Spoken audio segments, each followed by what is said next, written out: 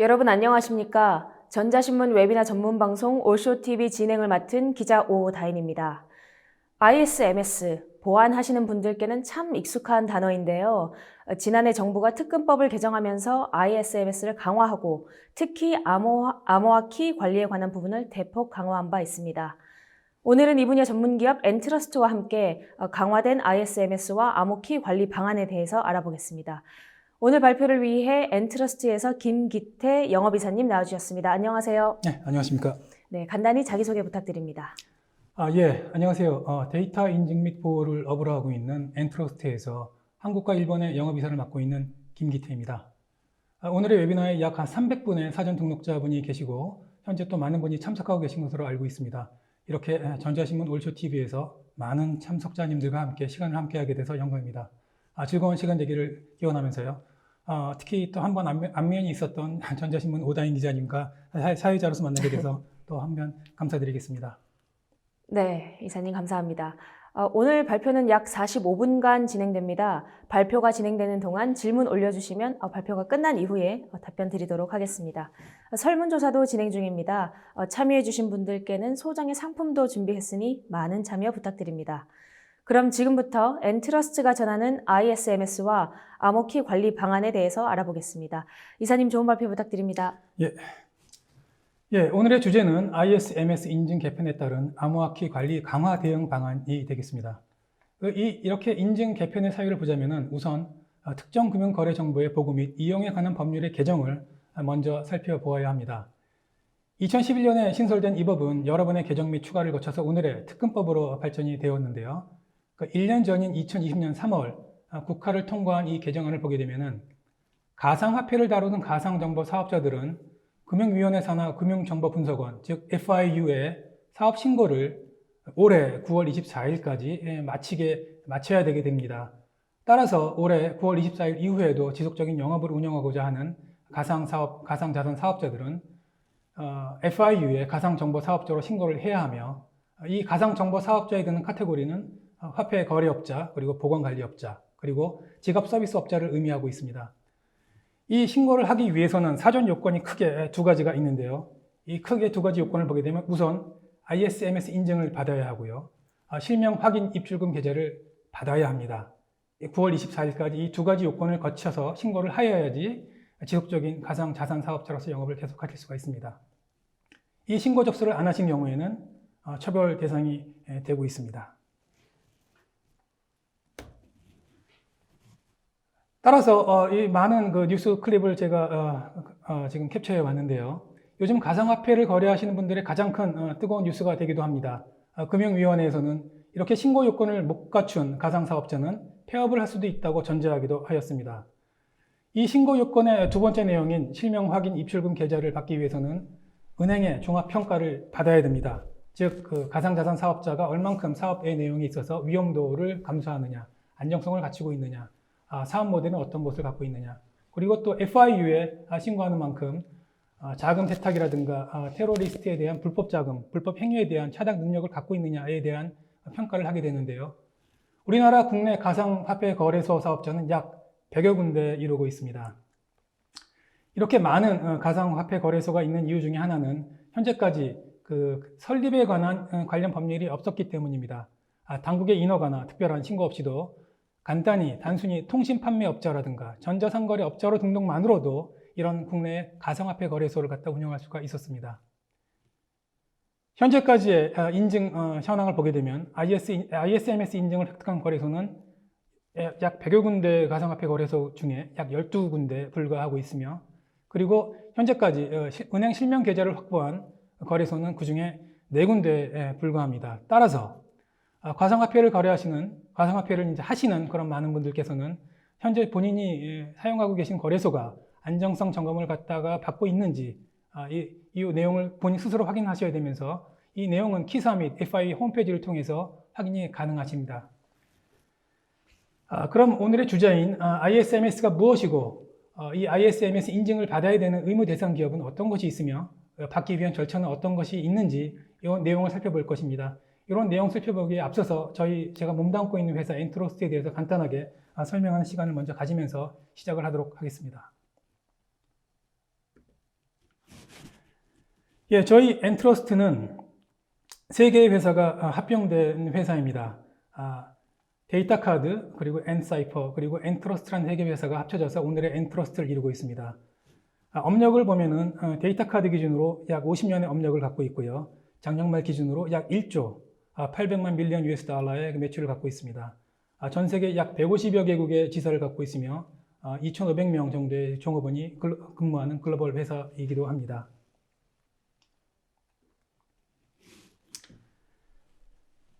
저희 회사의 업은 50년간 안전한 결제 및 신원 인증, 데이터의 활성화에 있었습니다. 특히나 여러분들이 사용하고 계시는 신용카드의 카드 발급기 시장에서의 글로벌 최강자라고 불리는 데이터 카드가 주력이 되어 온 회사입니다. 오늘 말씀드리고자 하는 HSM 사업 부문은 요 장표 밑에 붉은색 부분, 요 HSM 하드웨어 시큐리티 모듈이라는 부분인데요. 2년 전에 이 엔트러스트에 합병돼서 오늘날 엔트러스트의 세 개 필러 중에 하나인 DPS 사업 부문을 자리매김하고 있습니다.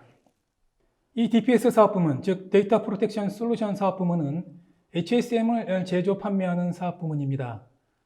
과거 엔사이퍼라는 회사 이름으로 잘 알려져 있으면서 24년간의 업력을 갖고 있습니다. 말씀드린 것처럼 2년 전에 엔트러스트에 합병돼서 현재는 엔트러스트의 한 식구가 되었습니다. 한국에서는 2000년 초부터 영업을 시작해봐서 현재 약 200여 군데의 레퍼런스를 갖고 있습니다. 자, 그럼 이 HSM을 제조 판매하는 엔트러스트 DPS 사업 부문의 전문 서비스 영역은 어떤 것이 있는지 크게 네 가지로 보겠습니다. 첫 번째, 컨설팅과 구축을 포함한 고도의 PKI 프로페셔널 서비스를 제공해드리고 있습니다. 또한 HSM을 기반으로 한 고객 맞춤 암호화 솔루션을 제공해드리고 있습니다. 또한 HSM을 기반으로 한 프로젝트를 이행하고 있고요. HSM 관련된 교육, 또한 그 HSM 엔지니어에 대한 인증서를 발급해드리고 있습니다. 자, 이것으로 저희 회사에 대한 소개를 간단히 마치겠습니다. 본격적으로 ISMS에 대한 안건으로 넘어가도록 하겠습니다. 예, ISMS란 2013년에 정보보호안전진단 제도를 개편화해서 탄생된 하나의 인증제도입니다. 즉, 과학기술정보통신부와 키사, 인증위원회의 제도 구축 및 운영 심사를 통해서 심사 대상 기업의 정보보호 관리 과정이라든가 정보보호 대책, 다수의 정보보호 대책 등이라든가 그런 부분이 다수의 인증 기준에 맞는가라는 적합성을 평가해주는 그런 인증제도입니다. 이 제도를 통해서 기업의 보안 관리 수준을 일정 수준 이상으로 형성시키고 지속적으로 관리할 수 있는 체계를 만들어주기 위한 국가주도의 기본적인 정보보호 인증 제도라고 할 수 있습니다. 근간되는 법령은 정보통신망법이고요. ISMS와 ISMSP 이렇게 두 가지가 있는데요. ISMS의 경우에는 약 80개의 인증 포인트가 있어서 이 인증 포인트를 이제 체크하셔야지 인증서를 받을 수가 있고요. ISMSP의 경우에는 개인정보 보호에 관한 22개의 추가의 인증 포인트가 있어서 총 102개의 인증 포인트를 심사를 받으셔야 이 인증서를 받으실 수가 있습니다. 많은 분들이 궁금해 하시는 내용 중에 하나가 누가 이 ISMS 인증을 받아야 하는 것인가 라는 내용일 텐데요. 이 의무 인증 대상자들은 다음과 같습니다. 법의 근거가 이제 정보통신망법에 의한 바 당연히 제일 우선적으로 정보통신망 사업자가 되겠고요. IDC 사업자가 될 것이고요. 정보통신업을 영위하는 사업자 중에 1년 매출이 100억 이상이 되는 사업자는 인증 의무 가입 대상자가 됩니다. 또한 정보통신업을 영위하는 사업자 중에 이용자 수가 3개월 평균 100만 명이 이상이 되는 이용자를 수를 갖고 있는 정보통신업 영유 회사 같은 경우는 반드시 ISMS 인증을 받으셔야 합니다. 또한 10,000명 이상의 학생을 갖고 있는 대학교 그리고 상급병원이 이 대상자라고 할 수 있습니다. 그리고 오늘 말씀드린 내용이라고 할 수 있는 특근법에 의해서 발표가 되고 시행이 된 가상자산 사업자도 이 ISMS 인증의 의무 인증 대상이 되게 되었습니다. 이 인증서는 유효기간은 3년이 되게 되겠고요. 현재 ISMS를 인증받은 기업, 인증서를 갖고 있는 기업은 유효한 인증서를 갖고 있는 기업은 약 300군데, 그리고 ISMSP의 인증서를 갖고 있는 유효한 인증서를 갖고 있는 것은 550군데 해서 총 약 850건의 인증서가 유지가 되고 있습니다. 인증서를 받는 절차는 인증 기관이 키사인지라 그 기업이 이 인증을 신청하고 싶은 기업은 한국인터넷진흥원에 이를 신청하게 되면은 키사에서는 인증심사원의 소정의 교육 및 시험을 수료한 심사원을 파견을 보내서 심사 및 보완의 조치를 과정에 거쳐서 인증서를 수령하게 됩니다. 약 대여섯 명의 심사원이 파견되어서 약 1, 2주간의 시간을 통해서 심사 및 보완 과정을 거치게 되는데요.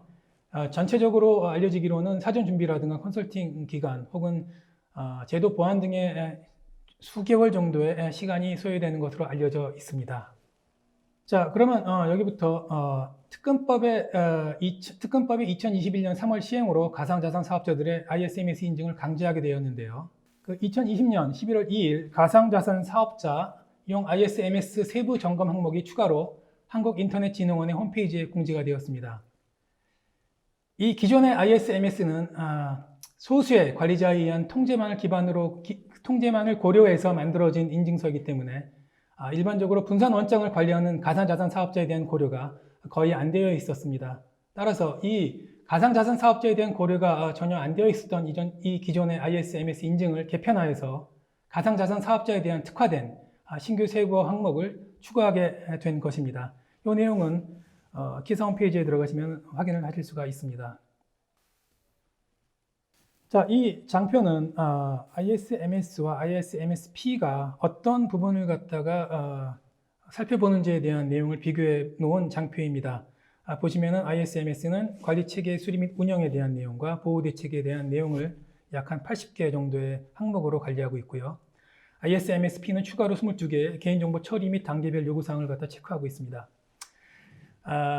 작년 11월 가상자산 사업자를 대상으로 추가된 세부 항목을 보게 되면 약 56개의 항목이 추가되었는데요. 이 내용은 지갑의 암호화키 관리, 전산원장 관리, 또 비인가자에 대한 이체 탐지 등 그런 내용이 추가되고 있습니다.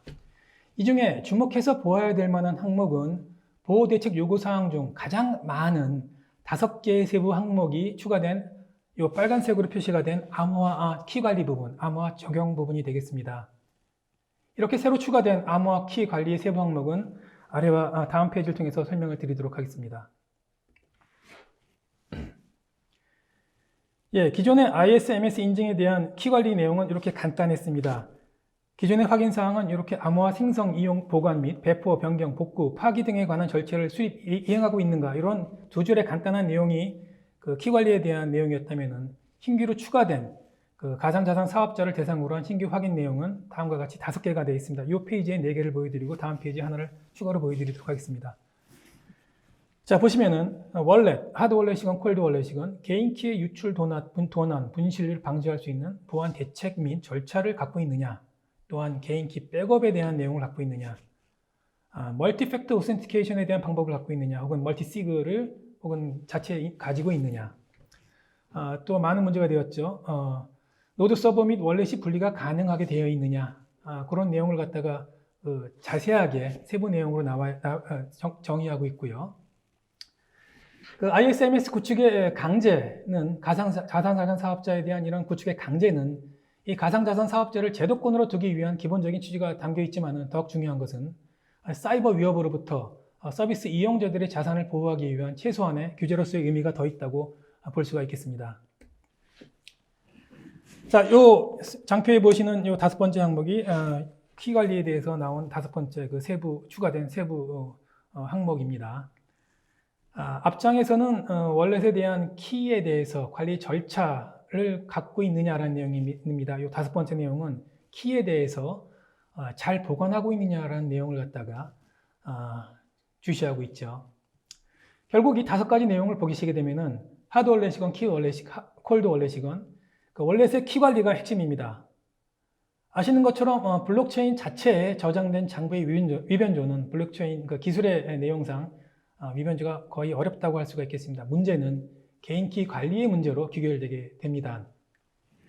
여기서 저희가 제 개인적인 사견을 말씀드리면 보안장비 회사들은 컴플라이언스를 통해서 성장한다, 컴플라이언스를 통해서 먹고 산다라는 얘기를 갖다가 한번 말씀드리겠습니다.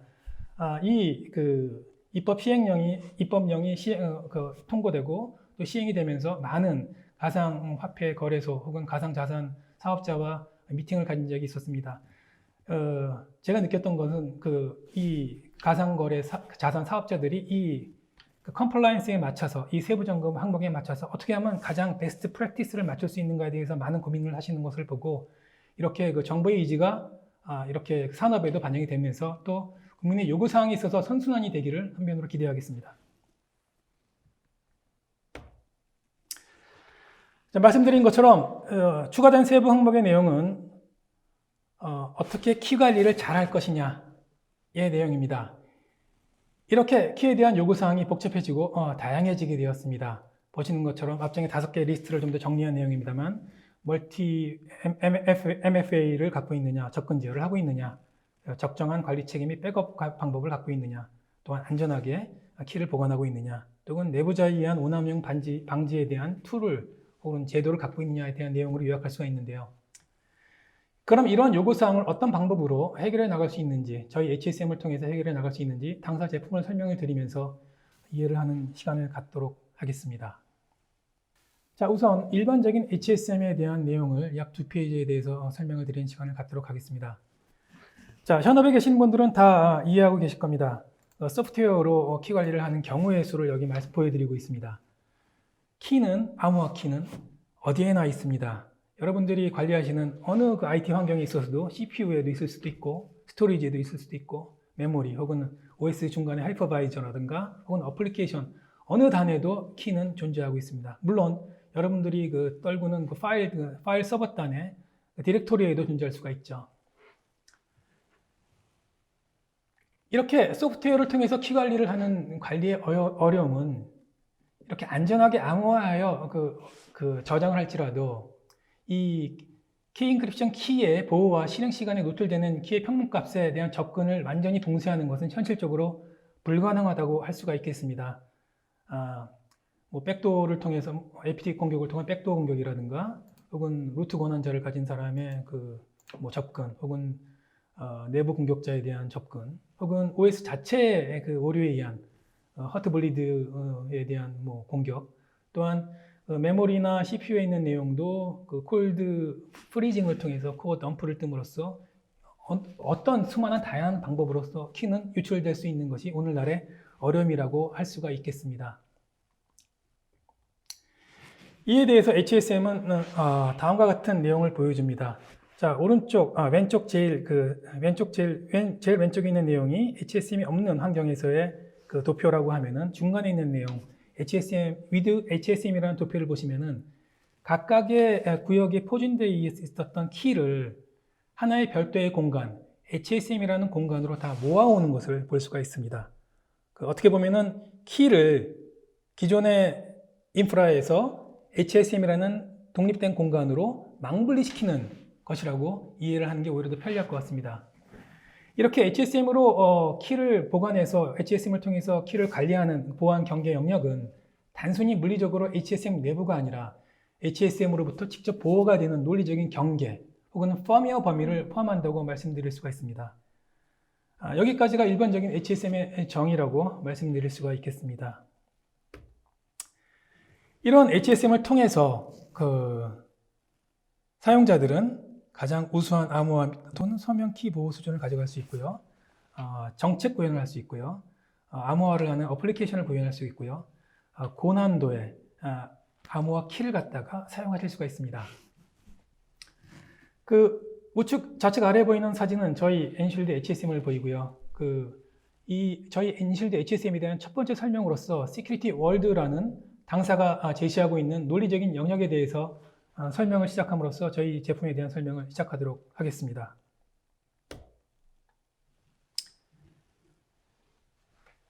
저희 엔실드의 차별점은 시큐리티 월드 아키텍처의 차별화에 있다고 말씀드릴 수가 있습니다.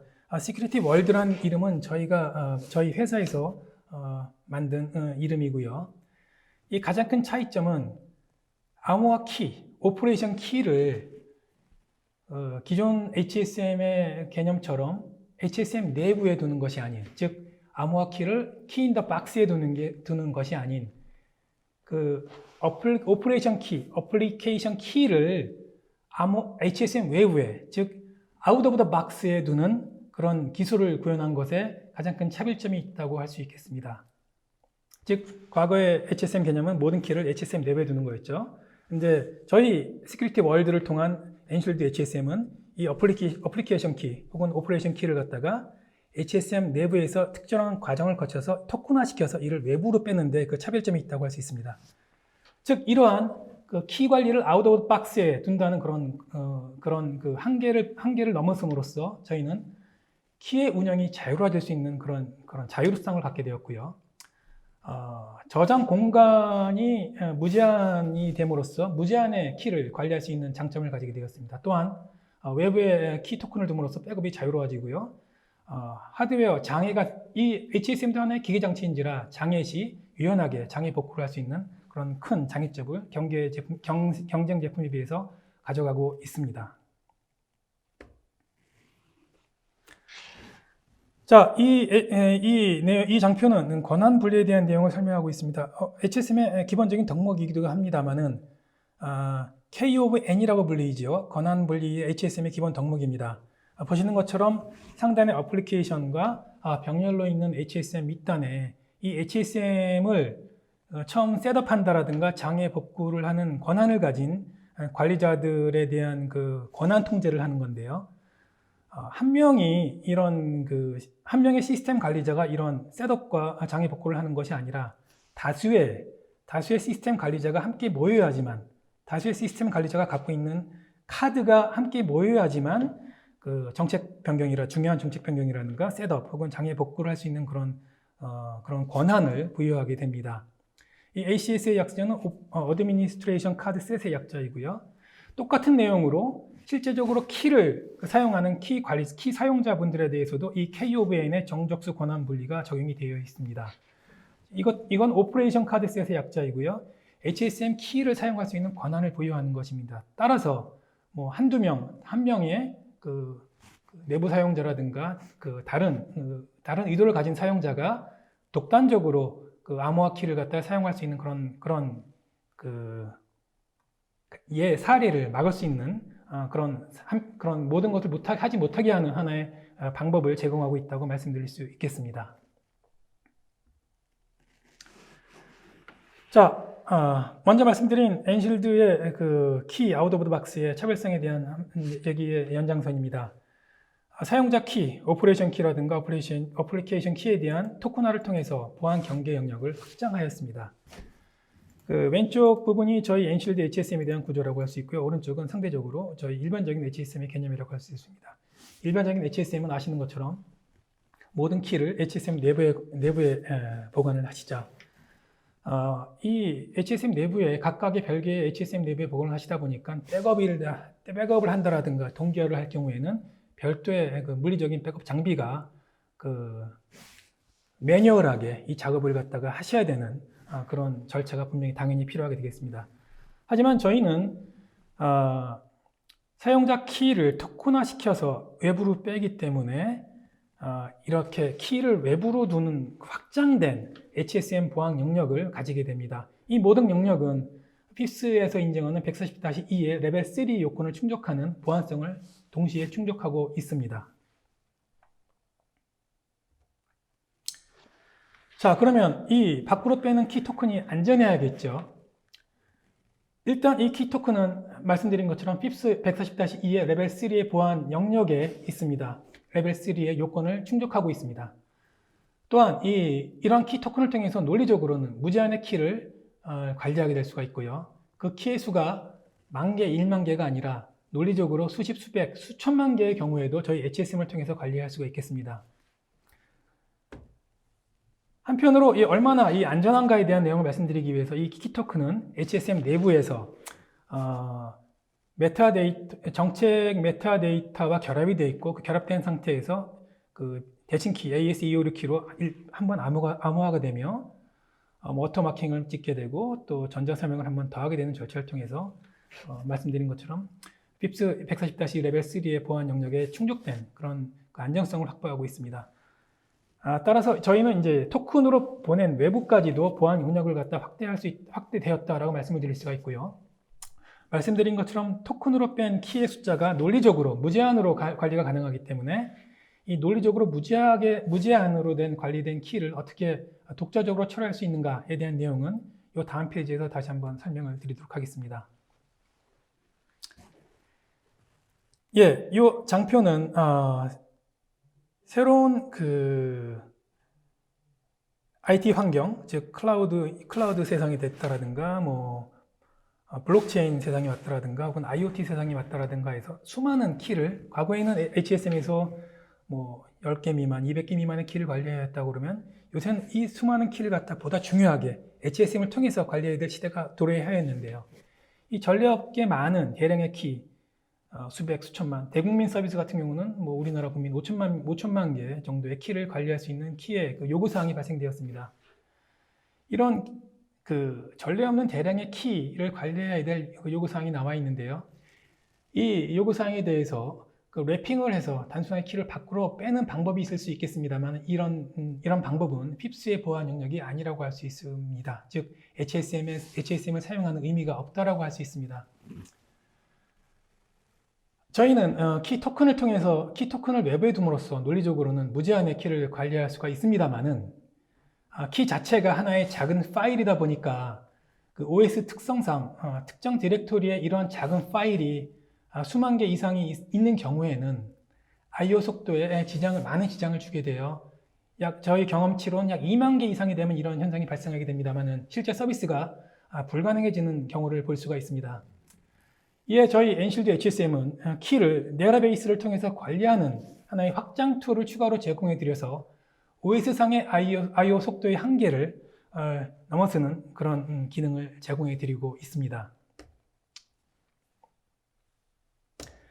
그 기능을 가능하게 해주는 확장팩의 이름을 저희는 HSK라고 명명하였습니다. High Scalability Key Store라는 이름이고요. 자바 라이브러리로 구성이 되어 있습니다. 즉 기존의 파일 시스템이 아닌 데이터베이스를 통해서 키를 저장함으로써 키 관리의 유연성을 그대로 유지하면서 키 숫자가 수백만 혹은 수천만 개의 키일지라도 그게 IoT에 사용되는 본인 인증키, ID 키건 혹은 블록체인 키 값이건 혹은 인증서 키 값이건 처리 속도에 지체가 없이 HSM을 통해서 연산을 하는 속도를 보여드리고 있습니다. 이 HSK 확장팩을 통해서 HSM을 사용할 경우에 속도 변화를 한번 보시면 다음과 같습니다. 자, 보시면 아랫단은 키의 숫자, 즉 100개, 1000개, 10,000개, 10만 개, 100만 개 숫자를 보여주고 있고요. 윗단의 그래프의 곡선은 키의 개수의 증가에 대해서 이제 얼마나 빠른 속도를 보이느냐, TPS라고 그러죠. HSM을 얘기할 때는 TPS를 하나의 성능 지표로 얘기하고 있는데요. Transaction per second의 약자입니다. 즉 1초에 얼마나 많은 암호화 연산을 하느냐라는 숫자를 제공하는 건데요. 이게 밑에 보시는 키 숫자가 100개이건 혹은 100만 개이건 상관없이 약 1000번의 TPS를 보여주는 것을 확인하실 수가 있습니다. 자, 그럼 이 HSK 확장팩을 통해서 저희 엔실드 HSM의 국내 적용 사례를 말씀드리겠습니다. 적용 사례는 여러 군데 있습니다만은 저희 고객사에서 이렇게 발표가 가능하다고 말씀드린 곳 행정안전부를 대상으로 말씀을 드리면은 행정안전부에서는 정보24를 운영하면서 여러분들이 흔히 발급하는 주민등록 등초번이라든가 그런 증명서를 전자증명으로 대체하기 위해서 전 국민의 인증용 개인키를 중앙에서 안전하게 관리하면서 원활한 서비스를 제공하기 위한 그런 프로젝트를 진행을 하였습니다. 작년 2월 달에 처음 개시가 됐고요. 현재는 약 100여 종의 전자증명서를 민원 서류로서 핸드폰을 통해서 발급이 가능하고 핸드폰을 통해서 전달이 가능합니다. 여기서 문제의 허들은 요구사항은 대국민 서비스이다 보니까 전체 최대는 5천만 개의 인증용 개인키를 어떻게 안전하게 관리하고 보관하느냐였습니다. 이에 대해서 저희는 엔실드 HSM과 HSK 솔루션을 통해서 저희 모든 국민의 인증용 개인키를 HSM 보안 경계 영역 내의 HSM DB 테이블에 저장하여 사용하고 있고 현재까지 원활하게 서비스를 진행하고 있습니다. 좋은 점 한 가지는 외산 제품임에도 불구하고 KCMVP 모듈을 탑재함으로써 보다 로컬된 알고리즘을 사용할 수 있고 또 요청하시는 로컬된 그런 프로세스에 보다 자유롭게 적용이 가능하다는 장점이기도 합니다. 물론 저도 이 서비스에 많은 그 사용자이기도 하기도 합니다. 자, 그래서 그 HSM 기반의 솔루션의 현재와 미래를 보면은 이렇게 쭉 저희가 한번 장표로 만들어 봤습니다. 하지만 이 밑에 단의 내용, 즉 과거의 얘기가 아주 먼 과거의 내용이 아닙니다. 최근까지도 HSM의 중요한 시장이기도 합니다.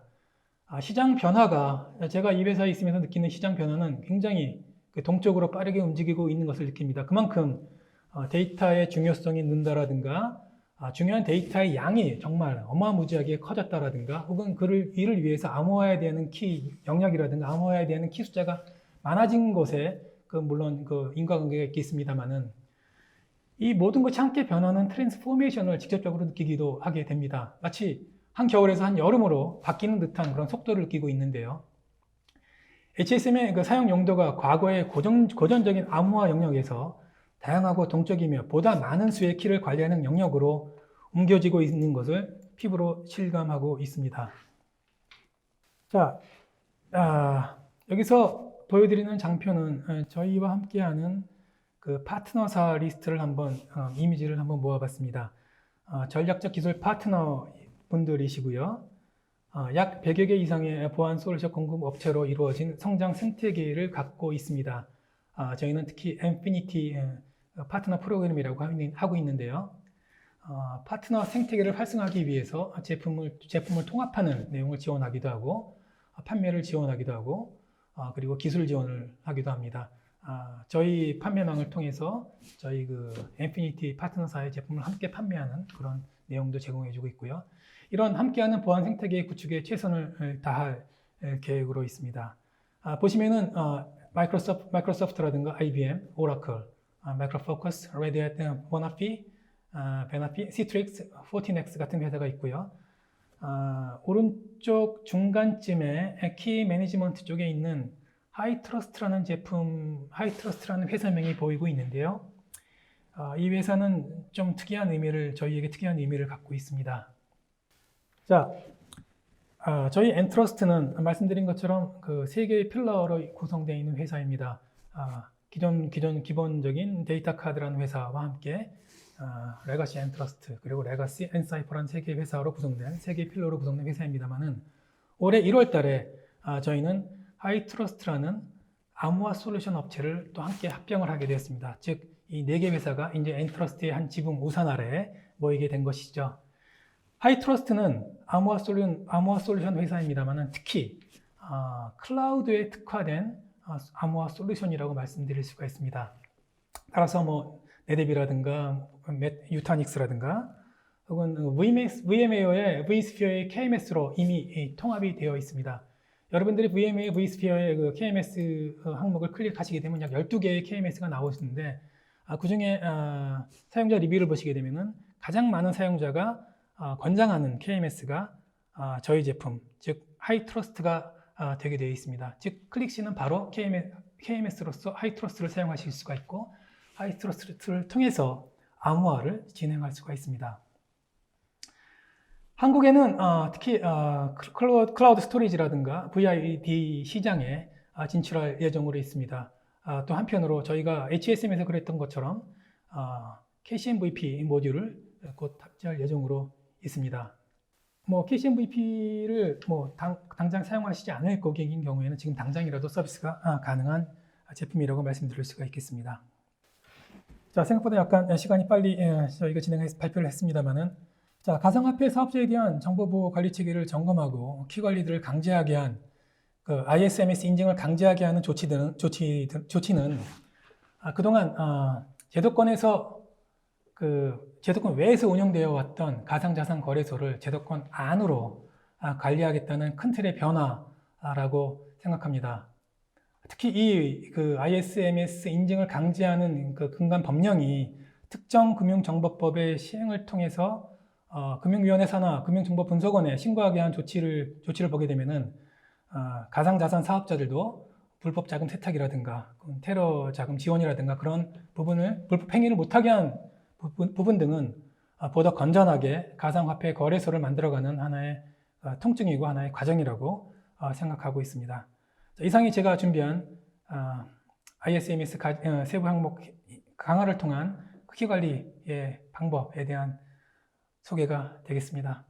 네, 제가 작년까지 작년에 제가 이사님 인터뷰하면서 이제 엔트러스트의 HSM에 대해서 이제 인터뷰를 하는 과정에서 우리나라 행정안전부도 가장 높은 수준의 암호화 키 관리를 하기 위해서 특히나 뭐 전 국민 5천만 장, 뭐 맥스로 했을 때 5천만 장의 인증서에 대한 암호 키 관리를 해야 하는데 그것에 대한 솔루션으로 이제 엔트러스트를 선택했다라고 말씀해 주셔서 저도 배운 게 많은 인터뷰였는데요. 오늘 또 이렇게 인 더 박스가 아니라 아웃 오브 박스로 이제 그리고 확장 가능한 암호키 관리를 할 수 있는 그 구체적인 방안에 대해서 소개해 주셔서 저도 또 한번 암호키 관리 어떻게 하는 건지 배울 수 있었습니다.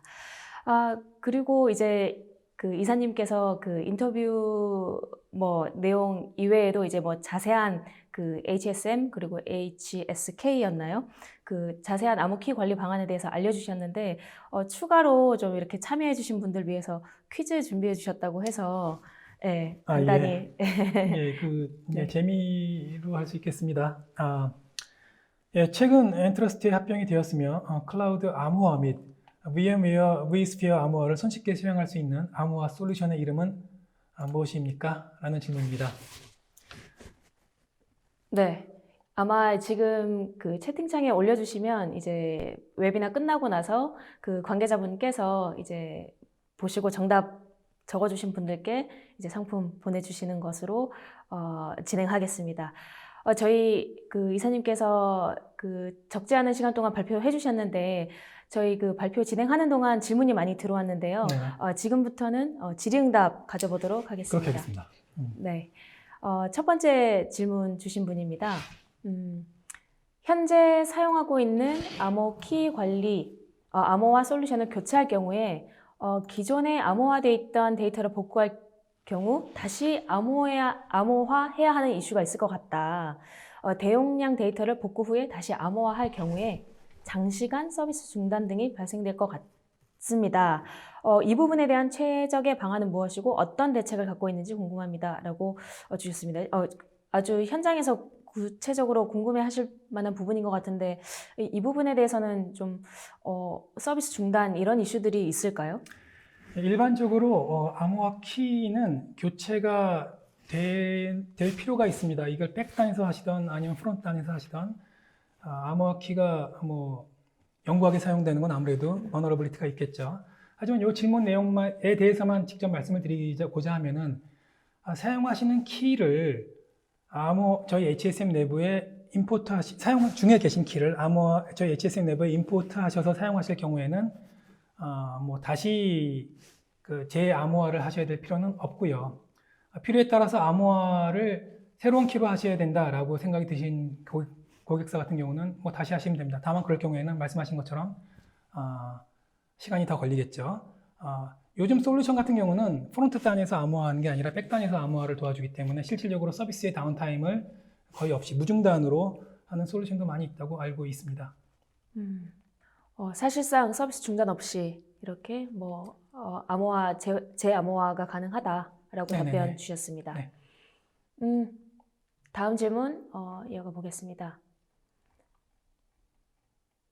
키 관리에 대한 장애 복구 대책은 없을지, 그리고 장애가 났을 경우를 가정해야 하는지, 뭐 앞서 질문과 좀 연관된 부분이 있는데 뭐 어떻습니까? 예, HSM도 하나의 기계 장치인지라 당연히 장애가 발생할 수 있습니다. 따라서 HSM은 어떻게 보면 가장 중요한 자산, 가장 중요한 파일을 관리하는 IT 장비이기 때문에 네. 특히나 금융권, 대부분의 HSM 사용 고객사분들은 이중화를 하시고 계시고요. 이중화를 권장하는 바입니다. 다만 좀 편한 저희 장비 HSM이 타사 HSM에 비해서 장애 복구가 좀 편하고 다운타임을 최소화시킬 수 있다라고 한번 추가로 말씀드린다고 하면은 키를 저희는 아웃 오브 박스에 두는 입장이다 보니까 HSM 장비가 고장났으면 장비 자체만 교환하시면 스와핑하면은 다운타임을 최소화해서 장애 복구를 하실 수 있는 장점은 있습니다. 이 키를 그 아웃 오브 박스에 그 보관하는 거에 대한 그 추가적인 이점들이 있네요. 네, 그렇습니다. 네. 서비스 뭐 중단 같은 것도 다운타임 최소화할 수 있고 장애 복구에 있어서도 이점이 있다라는 네, 말씀이셨습니다. 네. 다음 질문입니다. HSM 장비를 별도 IDC에 구축하거나 HSM 키만 클라우드에 이중화 구성하는 경우에도 그 ISMS-P 인증에서 허용할지, 인증이 불가하다고 해도 보안 측면에서 비효율적인지 문의드립니다라고 주셨습니다. HSM 밑에 답변에 뭐 좋은 답변이 나와 있습니다만 HSM 장비의 구축 위치는 사실 온프레미스건 클라우드건 고객사의 의지에 달려 있습니다. 따라서 어디에 있건 그 장비의 위치에 대해서는 크게 구애를 안 받는 것으로 알고 있습니다. 예. 그리고 보안적인 측면에 있어서도 그 IDC가 워낙 네트워크가 좋은 이제 세상이니까요. 보안적인 측면에 있어서도 크게 염려하시거나 또 혹은 네트워크 딜레이도 크게 없다라고 저희 과거 경험치를 통해서 말씀드릴 수가 있겠습니다. 지금까지 뭐 워낙 오래된 회사이고 HSM 했을 때 뭐 사실 엔트러스트가 굉장히 유명한 그 선도 기업이기 때문에 그 기간 동안 뭐 이렇게 보셨을 때도 특별한 어떤 뭐 비효율성이나 이런 거는 없으셨다. 예, 그렇습니다. 저희도 그 SaaS의 서비스에 맞춰서 세대에 맞춰서 HSM을 온프레미스로도 제공해 드립니다만은 그 SaaS 서비스를 원하시는 분들께는 SaaS 서비스를 별도로 제공해 드리고도 있습니다. 네, 결국 이제 계신 회사에서 이제 어떤 식으로 이제 구축을 원하시는지에 따라 달리 구축할 수 있다라는 예, 그렇습니다. 예, 답변을 해주셨습니다. 다음 질문은 암호화 키 방식은 금융기관, 국가, 공공기관에서 사용할 때 별도 솔루션이 되는지 질문을 주셨는데 별도 솔루션을 제공하는지에 대한 질문이신 것 같은데. 네, 별도 솔루션이 추가로 제공되는 게 있는 건 아니고요. HSM 내부의 알고리즘에 한국형 알고리즘이 이미 탑재가 되어 있습니다. 뭐 시드라든가 아리아, KCDSA가 지원이 되고 있습니다. 또한 인증받은 모듈을 사용하고 싶으실 경우에는 KCMVP 인증받은 모듈을 사용하실 수도 있습니다. 네, 사실 이렇게 그 글로벌이나 외산 솔루션의 경우에 KCMVP 그 인증을 받기가 굉장히 어려운 걸로 알고 있는데 특히 엔트러스트는 네, 이미 그 인증도 갖고 계시고 그 모듈이 탑재된 그 네. 솔루션이 네, HSM 솔루션인 거죠? 예, 그래서 여타 HSM과의 차별점을 이루었다고 말씀드릴 수가 있고요. 이 모든 게 어떻게 보면 이제 키 인 더 박스, 아웃 오브 박스의 그런 하나의 개념 틀에서 움직이는 그런 저희 아키텍처의 장점에 의한 내용이 그런 수행할 수 있었던 내용이 아닌가라고 생각합니다. 네, 심지어 그런 솔루션에 한국형 알고리즘까지 포함되어 있다고 네, 답변을 주셨습니다. 감사합니다. 다음 질문입니다. 암호키 소산 백업은 어떻게 하는지 질문 주셨습니다. 예, 그 키 백업은 일반적으로 저희가 그 키를 아웃 오브 박스에 놓는다고 했으니까 일반적으로 저희 키, 어플리케이션 키라든가 오퍼레이션 키는 사용자 디렉토리에 위치하고 있습니다. 그래서 백업은 뭐 그냥 여러분들이 사용하시는 일반적인 백업 툴이라든가 뭐 쉽게는 페이스트 앤 커피를 통해서도 백업이 가능하시고요. 뭐 저희 뭐 여기 내용이 나와 있습니다만은 비상 상태로 사용 중에 키가 손실되었을 경우에는 이렇게 백업된 파일을 통해서 저희 스마트 카드, ACS랑 OCS 카드가 있다고 말씀드렸죠. ACS와 OCS 카드를 통해서 키를 복구하여 사용할 수가 있고요. 이 물리적인 장소에 대한 내용은 그 고객사들의 각각의 상황에 맞춰서 하시면 되실 거라 생각하고 있습니다. 어떤 고객사 같은 경우는 뭐 금고에 보관하시기도 하고 뭐 고객의 정책에 맞게 보관하시면 될 거라고 판단이 됩니다. 가장 높은 수준의 암호키 관리임에도 불구하고 백업하는 방법은 상대적으로 좀 쉽다고 볼 수 있겠네요. 그 안전하지 않은 디바이스에도 백업이 가능하다라고 저희 말씀을 드리고 있습니다. 안전하지 않은 디바이스에도? 예, 일반적인 뭐 네. 리치 OS가 깔린 그냥 네. 일반적인 디바이스라든가 USB라든가 보안 USB가 아닌 일반적인 뭐 USB 같은 경우에도 저희는 당당하게 저희 백업을 받으시라고 말씀을 드리고 있습니다. 네, 답변 감사합니다. 다음 질문 이어가 보겠습니다. HSM을 도입하지 않으면 발생 가능한 보안 사고에는 어떤 것들이 있는지 질문 주셨습니다. 네. 그 HSM을 사용하지 않는다는 내용은 결국에는 소프트웨어적인 방법을 통해서 소프트웨어 암호화 모듈을 통해서 이제 암호화를 진행하시고 키 관리를 이제 매뉴얼하게 하신다라든가 혹은 뭐 자체적으로 진행하신다는 내용인데요. 아무리 그 관리를 잘한다 할지라도 소프트웨어적인 방식으로 키 관리를 할 경우에는 이 키가 뭐 종국에는 메모리에 뜬다라든가 혹은 뭐 OS 단에 뜬다라든가 해서 아무리 잘한다 할지라도 뭐 전방위적인 그런 대응책은 될 수가 없습니다. 따라서 정말 고도의 키 관리를 원하시는 고객사, 뭐 특히나 뭐 본인의 아이디 인증 값을 관리해야 된다라든가 뱅킹 트랜잭션이라든가 블록체인 키 값이라든가 그런 부분 중요한 그 데이터 같은 경우는 HSM을 통해서 관리하시기를 권장해 드리고 있습니다.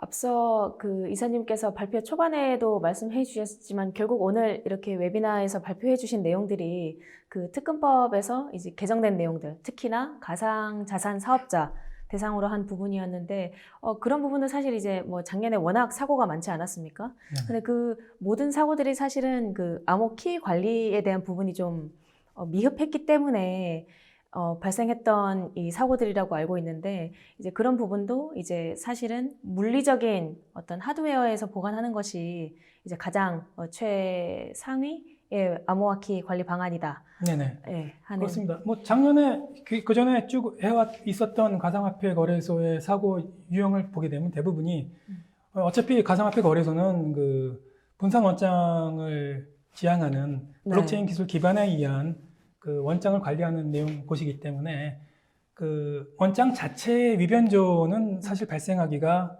거의 불가능하다고 이제 얘기가 되고 있죠. 문제가 되는 부분은 이 노드와 월렛 간의 트랜잭션이라든가 혹은 개인 키를 갖다가 뭐 관리 체계라든가 백업하는 과정에 있어서의 유출되거나 도난당하는 경우가 그 모든 대부분의 사고의 원인이었다고 말씀을 드릴 수가 있습니다. 따라서 이 ISMS 개정에 대한 내용을 보면은 그 핵심은 한 가지입니다. 개인 키의 관리를 잘해라. 그 내용이 되겠습니다. 네. 워낙 또 뭐 비트코인 가격도 워낙 뭐 급등했다 급락했다가 그리고 워낙 관심이 많은 상황에서 이제 뭐 정부가 뭐 그런 부분에 대한 고려도 있지 않았나 하는 생각을 해봅니다. 예, 그건 사실은 정부의 스탠스가 약간 모호합니다. 이거 뭐 약간 논의 얘기인데 과세는 하겠다 하면서 또 보호는 뭐 알아서 개인의 판단이다, 개인의 영역이다라고 얘기를 하고 있습니다. 어쨌든 이 가상화폐 사업자, 가상자산 사업자가 하나의 제도권으로 들어오는 하나의 통증이자 하나의 과정이 아닌가라고 다시 한번 생각해 봅니다. 네. 네, 질문이 계속 있어서 다음 질문 이어가 보도록 하겠습니다. AES, 아리아로 암호화된 알고리즘을 HSM 하나로 통합 관리할 수 있는지 질문 주셨습니다. 가능하다면 HSM 장애 시의 대응은 어떻게 할지. 네. 당연히 통합 관리가 가능하고요. 장애라는 경우는 이제 이중화를 통해서 이제 뭐 다른 액티브가 이제 역할을 하면 될 텐데, 특별히 알고리즘을 여러 개 사용한다고 해서 그 AES건 아리아건 시드건 혹은 뭐 RSA건 동시에 사용한다고 해서 큰 뭐 서비스 문제가 있다라든가 그런 거는 없습니다. 통합 관리가 가능합니다. 뭐 여러 개를 한꺼번에 사용한다고 해서 뭐 특별히 장애가 있거나 이런 이슈는 아니다. 예, 여러 개의 어플리케이션 키를 사용할 수 있다라고 말씀드릴 수가 있겠습니다. 다양한 종류의 어플리케이션 키를 사용할 수 있다라고 말씀드립니다. 네, 감사합니다. 다음 질문입니다. 하드웨어 보안 모듈과 소프트웨어 보안 모듈 특징을 비교해 주실 수 있는지 질문 주셨는데요. 그리고 하드웨어 보안 모듈은 제품의 성능 사양에 영향을 받는지 질문 주셨습니다. 예, 말씀드린 것의 반복이라고 할 수 있습니다만은 소프트웨어 보안 모듈은 일반적으로 이제 리눅스나 윈도우즈, 리치 OS 위에서 올라가게 돼 있죠. 따라서 이제 OS의 영향을 분명히 탈 것이고요. 키 관리에 대한 특별한 그런 프로토콜이 없을 겁니다. 하드웨어 보안 모듈을 사용하실 경우에는 말씀드린 것처럼 모든 키를 아키텍처에 있는 모든 키를 특정 공간, HSM 내부로 함께 모아서 관리하는 망분리 효과를 볼 수가 있고요. 기존의 레거시 인프라스트럭처에 있었던 여러 가지 문제, OS의 문제라든가 혹은 뭐 내부자, 루트자 권한에 의한 혹은 APT 공격에 의한 말웨어 공격이라든가 그런 부분에 독립적으로 그쪽이 뭐 막말로 크래시가 나던 혹은 해킹 사고가 일어나던 상관없이 암호화키는 별도의 공간에서 HSM 내부에서 관리하기 때문에 데이터 유출은 발생되지 않게 되는 것이죠. 그렇군요. 이게 사실 망분리 효과가 있는 거네요. 네, 그렇게 말씀드릴 수 있습니다. 네. 답변 감사합니다. 그리고 다음 질문은 엔트러스트의 HSM은 타사 대비 차별점이 무엇인지 질문 뭐 특장점이 있다면 뭐 소개해 주시죠. 예, 여타 HSM, 즉 HSM 벤더사가 많습니다. 저희 뭐 흔히 아시는 제말토라든가 우티마코라는 회사가 크게 있고요. 국내에도 HSM이라는 이름을 붙여서 파는 회사가 한두 군데 있는 것으로 알고 있습니다. 첫 번째 HSM이 HSM다우려면은 FIPS 인증을 받으셔야 됩니다. 물론 CC 인증도 받으셔야 되겠고요. FIPS 인증을 받은 HSM으로서 따지자고 보면은 이제 외산 벤더들 두세 개가 이제 그 카테고리에 들어올 텐데요. 그 외산 벤더 두세 개의 카테고리 안에서 HSM, 즉 엔실드 HSM의 차별점을 말씀드리고자 하면은 결국에는 키 인 더 박스에 있느냐, 아웃 오브 박스에 있느냐, 그 차이가 될 수 있습니다. 따라서 저희는 키를 토큰화시켜서 외부를 뺨으로써 자유로운 유연성 있는 키 관리를 할 수 있고, 물론 HSM을 사용하시게 되면 아무래도 불편함은 감수하셔야 됩니다만은 사용하심에 있어서도 여타 대비 유연한 관리를 하실 수가 있으시며, 또한 키 관리 숫자에 물리적으로 무제한인 관리가 가능해지십니다. 그런 부분이 가장 큰 장점이라고 말씀드릴 수가 있겠고요. 또 무제한으로 관리할 수 있는 키의 장점을 좀 더 살려서 데이터베이스로 이 키를 관리하는 확장 팩까지 저희가 제공함으로써 이 키의 숫자가 뭐 현재 실질적으로 서비스되고 있는 그 행안부의 정부24시처럼 5천만 개에 대한 인증서의 키를 관리할지라도 서비스 속도에 저하 없이 원활하게 HSM을 통한 암묵화를 제공해 드리고 있습니다. 그 관리해야 하는 암호 키가 뭐 얼마나 늘어나는지 사실 좀 관계없이 그 응답 속도가 아까 좀 일관되다 하는 그 그래프를 보여주신 게 기억이 나는데 예, 정부24도 마찬가지로 그렇게 관리가 되고 있다. 네, 그렇습니다. 하고 예시를 들어주셨습니다. 감사합니다. 다음 질문 이어가 보겠습니다. 이거는 간단한 질문인데 이거 설명해 주시죠. 시큐리티 월드 뭐 어떤 뜻인지 질문 주셨는데 어떤 의미로 이렇게? 예, 저희가 월드란 이름을 붙인 것은 물론 시큐리티 월드는 저희 자체만의 이제 텍스트고요. 월드란 이름을 붙인 것은 하나의 그 공간이 HSM 내부에 국한된 것이 아니라 저희는 키를 갖다 토큰화시켜서 외부로 빼지 않습니까? 이렇게 외부로 뺀 이 토큰까지의 공간과 어플리케이션과 상호 교환하는 이 공간, 이렇게 세 공간을 아우르는 공간을 시큐리티 월드라는 이름으로 저희가 부르고 있는 거고요. 이 시큐리티 월드의 부분, 즉 HSM 영역을 벗어난 이 확장된 이 영역까지 합쳐서 FIPS 레벨 3 인증을 받은 보안 영역이라고 말씀을 드릴 수가 있습니다. 뭐 롯데월드나 뭐 에버랜드는 아닙니다만은 나름대로 이 월드 안에서 사용하시는 키가 안전하게 보관되고 사용될 수 있도록 저희가 서비스를 제공해 드리고 있습니다. 네, 이 HSM 솔루션을 사용하는 그 모든 영역이 이제 보안 영역 안에 포함된다 하는 의미에서 시큐리티 월드라고 이름이 이렇게 붙어졌다라고 설명해 주셨습니다.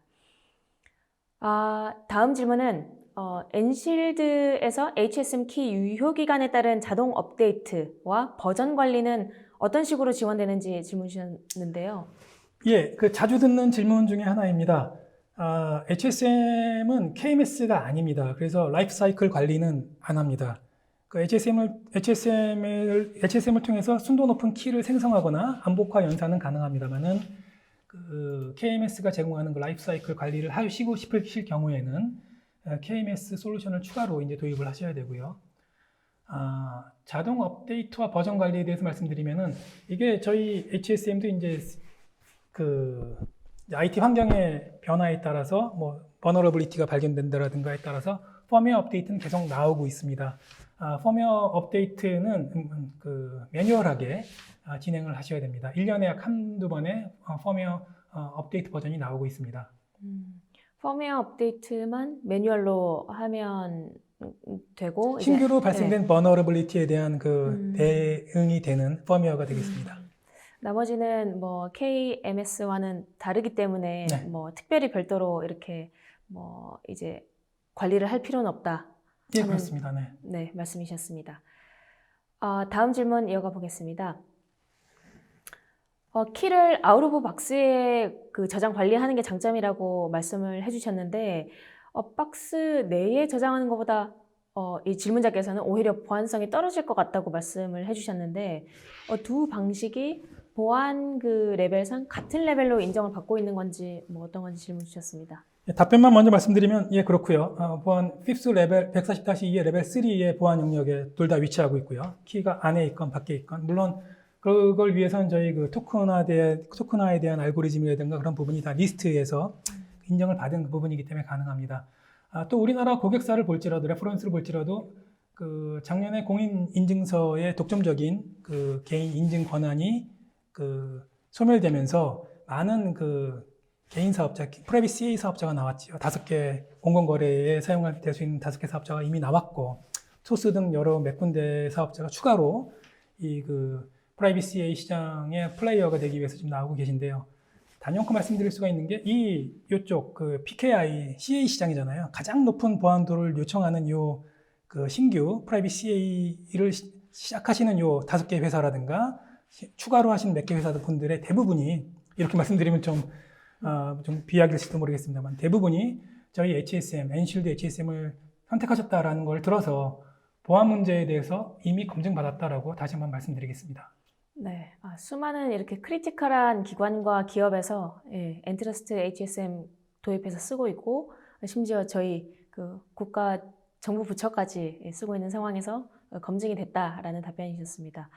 질문이 아직 굉장히 많이 남아있지만 시간 관계상 여기서 마무리를 해야 할 것 같은데요. 네. 추가적으로 이제 답변 못 받으신 분들께서는 이제 엔트러스트 쪽 이제 뭐 연락처로 연락하셔서 답변 받으실 수 있을 것 같습니다. 오늘 발표해주신 김기태 이사님께서 수고 정말 많이 하셨는데요. 마지막으로 소감 한 말씀 부탁드립니다. 예, 저 HSM을 영업하면서 제가 현재 약 9년 가량 됐는데요. 그때 지금 대비해서 굉장히 많은 그 차이점을 느끼고 있습니다. 단순한 암호화를 위한 용도로 사용되었던 HSM이 최근에는 IoT라든가 혹은 블록체인 기술이라든가 그런 수많은 키를 관리해야 되는 하나의 그 머스트헤브 아이템으로 변경돼가는 과정에 있어서 제가 이 HSM의 그 밴드사에 있던 게 굉장히 자랑스럽기도 하고요.